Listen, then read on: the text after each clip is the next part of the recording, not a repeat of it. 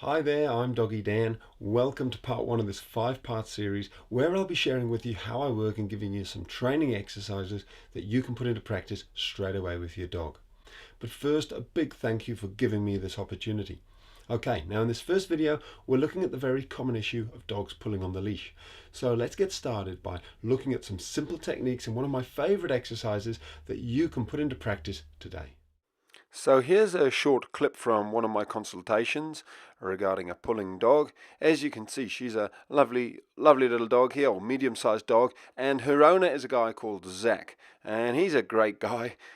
He's doing everything he can to stop this dog from pulling, but for those of you who have a pulley dog, you will know what it's like. It seems like nothing will stop them sometimes, and I wanted to show you this actually. This guy loves his dog. That is a real tattoo he's got on his leg of his dog here. That's true love. Now, first of all, I just wanted to point out that she's wearing a collar, and a collar is not a good device if you've got a dog who's pulling.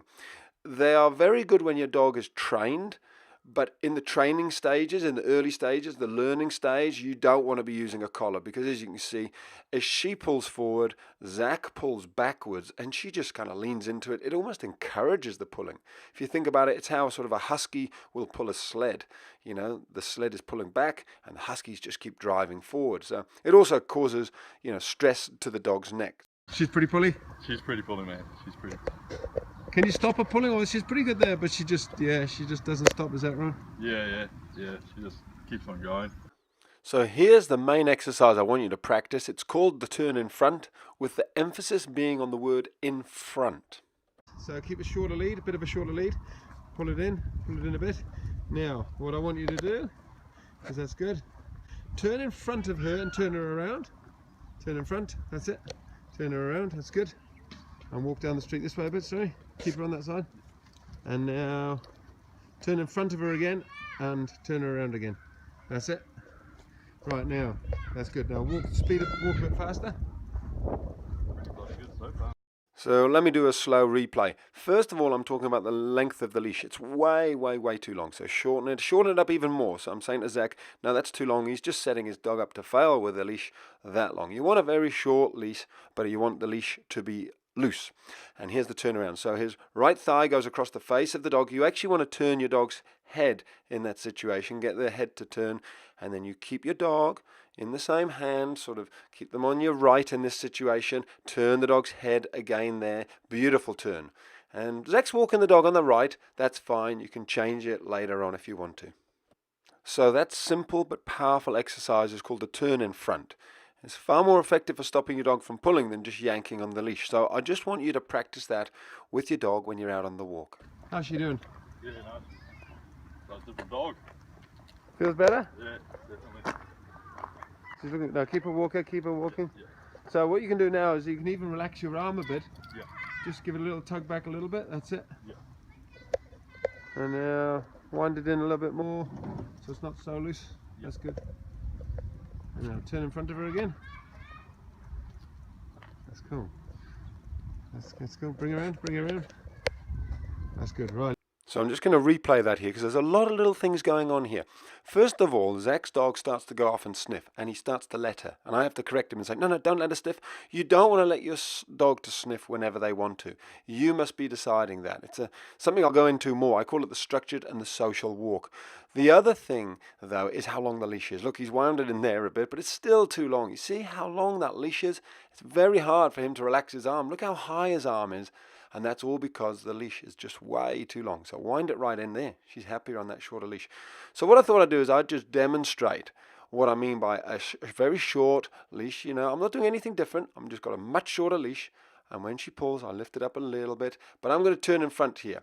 And the powerful thing about turning is it says I'm in charge and I make the decisions. So what I'm going to do here is I'm going to turn in front of her. And there you go. Leash is probably a little bit long even with me there, but what you'll find is if you just watch me for a few seconds here and get the leash under your dog's chin, it helps them relax. You don't want it on that side, you want it under there, make it all comfortable for your dog, and you want to see if you can have your hand almost on your pocket. So if you watch, you should have a relaxed shoulder, a relaxed elbow and a relaxed wrist. There she's starting to walk nicely, and I'm speeding it up a bit. As soon as she's starting to pay attention though, I'm going to turn, because I'm sort of saying, come on, I'm in charge, you follow me. I don't let her sort of lead me. And look, I've already almost moved from holding the leash to having it just balancing on my finger. And when you compare that to how she was just a couple of minutes ago, it's a huge change. And we've only been doing this for about 10 minutes or so. So some big changes there. And here we are a short while later. Her owner's come out to see what we're doing, how it's all going. And it's brilliant, because before, she was actually struggling to walk her on the leash. But as you can see now, no trouble at all. They're working really well together. So let me just summarize what we've gone through. First of all, that very, very powerful but simple exercise, the turn in front. You turn in front of your dog like this, and that says to them, I'm in charge. Get back. Now, if you want to carry on going in the same direction, you obviously have to do 2 of those.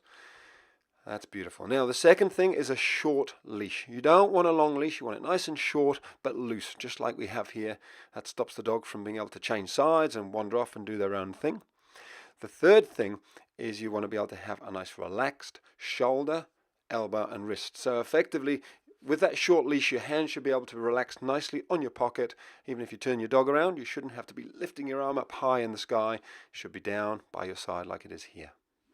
So there you go, a couple of tips and a very powerful exercise. Now, when it comes to pulling on the leash, the stuff I've shown you here is great, but it's also crucial that you've convinced your dog inside the house that they should be listening to you and following you. Because dogs who think they're in charge will always lead, and they lead from the front, not the back. Put another way, if they aren't obedient inside the house, you'll probably struggle outside on the walk, so bear that in mind. Now, in tomorrow's video, we're going to be working with a very, very cute little puppy named Jock, who's a lot of fun to watch, so make sure you tune in. Until then, take care and love your dog.